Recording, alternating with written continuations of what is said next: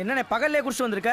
போவையா போவையா, மதிக்காதவன் தலைவாசல மிதிக்காதன்னு சொல்லுவாங்க. மிதிப்பையா அன்னைக்கு காபி ஷாப்ல வச்ச அண்டாவை கழுவி கழுவி பொலிச்சு பொலிச்சு பொலிச்சுன்னு ஊத்துனா அப்பவே அருவி வரலையா?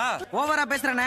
இன்னைக்கு எவ்வளவு ஓடி போயிட்டான்னு வந்து உங்களை கூப்பிட்டா நாளைக்கு போன போட்டு வாசு வாசு வாசு எங்க வீட்டுக்கு வேலைக்காரி வரல வந்து வாச தொலைச்சு கோலம் போட்டு குடுண்டுவா.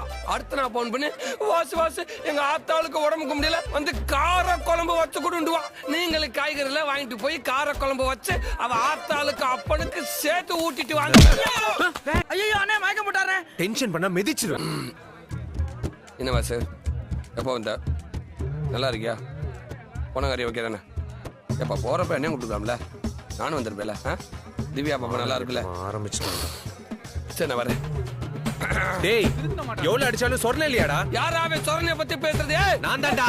நீ இல்லப்பா, ஓ வாய்ஸ் எனக்கு தெரியாதா?